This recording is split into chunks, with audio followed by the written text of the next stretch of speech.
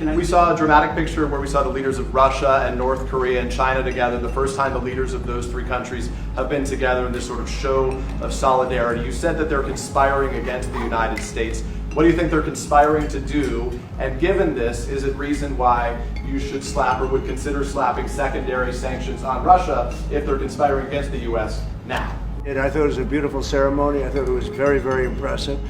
But I understood the reason they were doing it, and they were hoping I was watching, and I was watching. I watched the speech last night.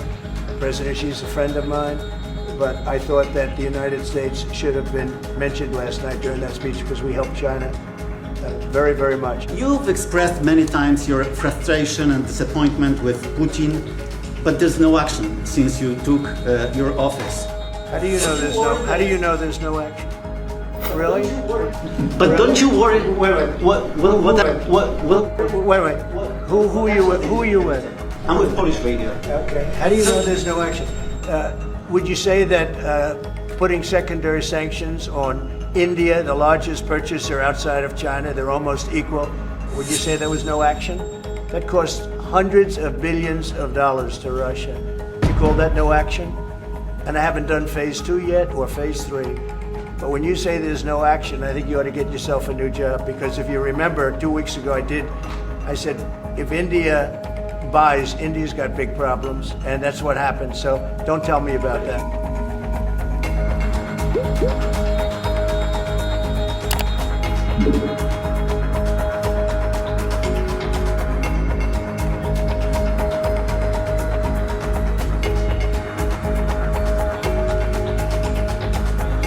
But don't you worry? What action did you? Este me lo regaló el presidente Xi Jinping de China, aquí lo cargo. Yo me comunico por satélite con este. Ni hao, ni hao. Xie.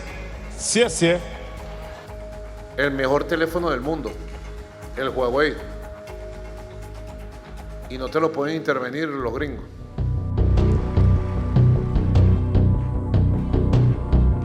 Over the last few minutes, literally shot out a boat, a drug-carrying boat, a lot of drugs in that boat, and you'll get to see that after this meeting is over.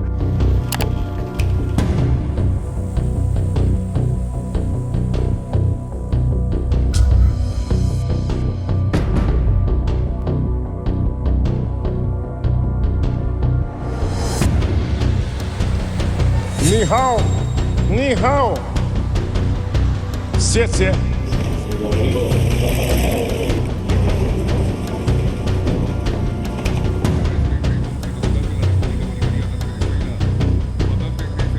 Hoy el imperialismo lanza una embestida nueva.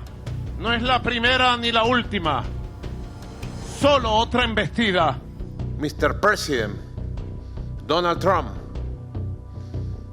usted tiene que cuidarse porque Marco Rubio quiere manchar sus manos de sangre y que su apellido, Trump, se manche de sangre por los siglos de los siglos, con una masacre contra el pueblo de Venezuela, con una guerra terrible contra Sudamérica y el Caribe, porque esto sería una guerra completa en todo el continente. On the boat, you had massive amounts of drugs. We have tapes of them speaking. It was massive amounts of drugs coming into our country to kill a lot of people. Venezuela's been a very bad actor. They've been sending millions of people into our country, many of them Tren de Aragua, some of the worst gangs, some of the worst people anywhere in the world in terms of gangs. They emptied out their prisons in Venezuela, and they emptied them out into the United States of America. And that's part of the problem we have. We're getting them out. Opened up prisons, drug dealers, drug lords, everything coming out of Venezuela. Venezuela's been one of the worst actors in the whole group. That a drug boat was headed towards eventually the United States, and instead of interdicting it on the president's orders, he blew it up. And it'll happen again. When you flood American streets with drugs, you are terrorizing America, and that's going to end. And he's been clear that the days of acting with impunity and having an engine shot down or a couple drugs grabbed off a boat, those days are over. Now we are going to wage combat against drug cartels that are flooding American streets and killing Americans. I rated 10. I can't always say that, even.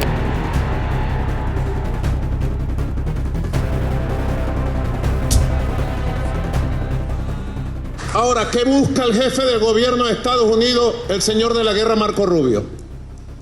Un cambio de régimen. Si Venezuela fuera agredida y declararíamos constitucionalmente a la República en armas. This is a much more unilateral approach. It's a much more robust posture. There was simply a strike without really asking for a vessel to give up. The rules of engagement have changed. What we are seeing is an attempt by Trump to ensure that the region, if you like, the US hegemony in the region is restored, that extra hemispheric powers like the Chinese, like the Russians and so on are kept out or certainly severely discouraged. And small-scale military action is sending a message about what the Trump administration wants from the hemisphere as a whole. Baltimore, what they need is housing a while ago, but now it's going to be, I think.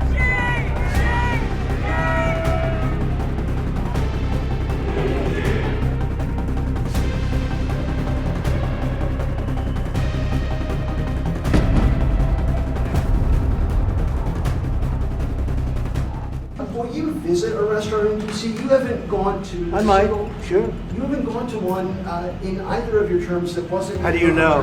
How do you know? Because I and many other. Do you want me to reporters prove you keep track. wrong? Do you want me to prove you wrong? Yes, please. But I will, I think it's something we could consider doing. Love to do it. I love the White House food, but after a while I can see going to a nice restaurant. It's safe. Governor Moore wanted me to go and walk through Baltimore with him. And I said, I think I'm a brave guy, but there's no reason to be stupid. They have crime that's at levels that nobody's ever seen before in Baltimore. We'd go into Baltimore, straighten it out very quickly, too. We have a great thing going. I could do that with Chicago. We could do that with New York. We could do it with Los Angeles. So we're making a determination now. Do we go to Chicago or do we go to a place like New Orleans?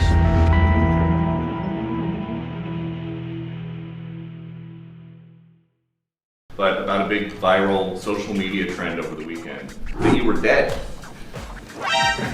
You see that? No. You see that? No.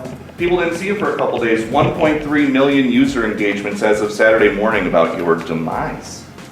Really? I didn't see that?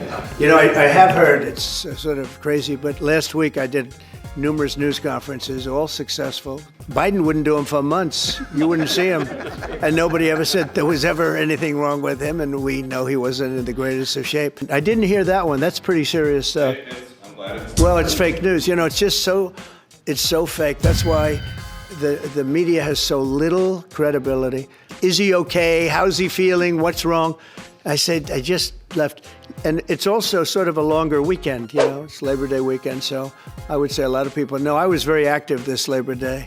I had heard that, but I didn't hear it to that extent. Go ahead, Peter. It won't affect everybody. That's seriously.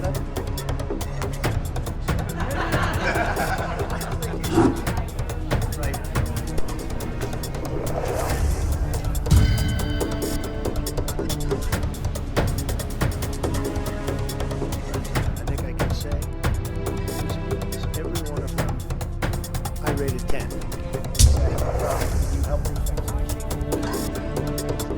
There is a video that is circulating online now of the White House where a window is open to the residents upstairs and somebody is throwing a big bag out the window. Have you seen this? No, that's probably AI generated. So, actually, you can't open the windows. You know why?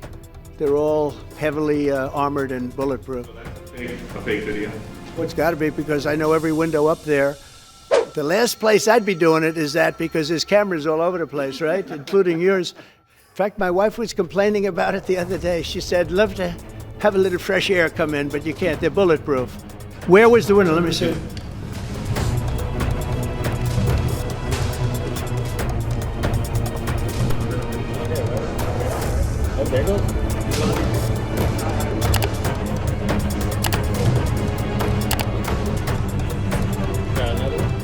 Which is the window?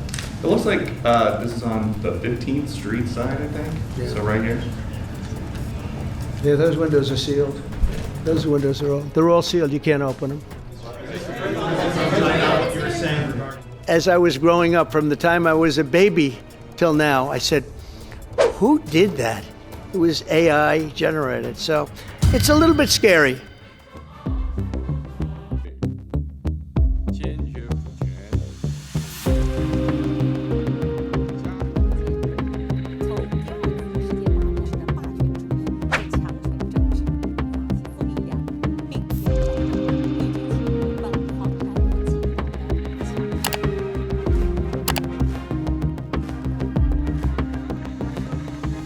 China's having a massive military parade that President Putin and Kim Jong-un will be attending. Do you interpret that as a challenge to this? And are you concerned at all about those countries trying to be some sort of counterweight? Not at all. China needs us, and I have a very good relationship with President Xi, as you know, but China needs us much more than we need them.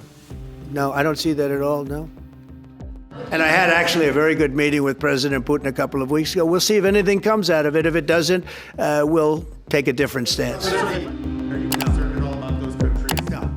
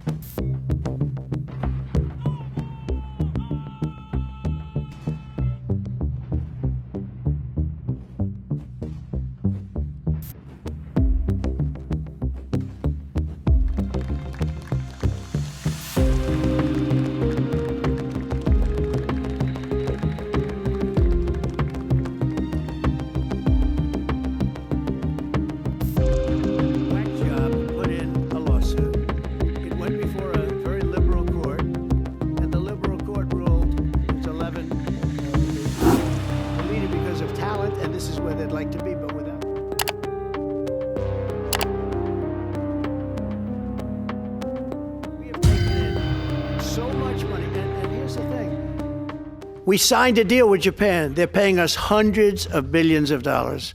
We signed a deal with South Korea. We signed a deal with the European Union. And they're happy about it. They're okay. As one of them said, it's amazing that we got away with it so long.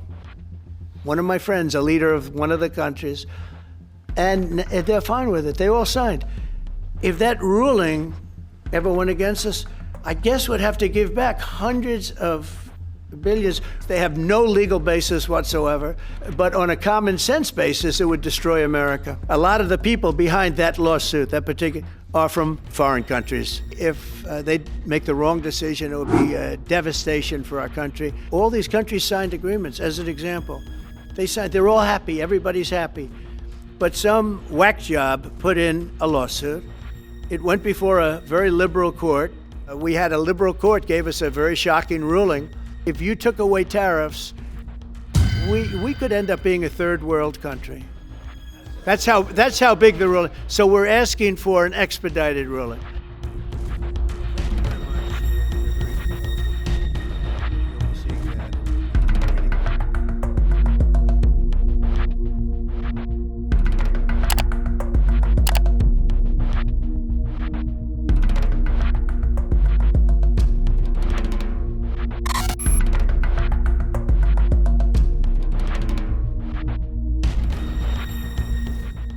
In my first term, I created a thing called Space Force, so important. You know, we were losing the race in space very badly to China and to Russia, and now we're far and away number one in space. The problem I have with Colorado, one of the big problems, they do mail-in voting. They went to all mail-in voting, so they have automatically crooked elections, and we can't have that. When a state is for mail-in voting, that means they want dishonest elections, because that's what that means.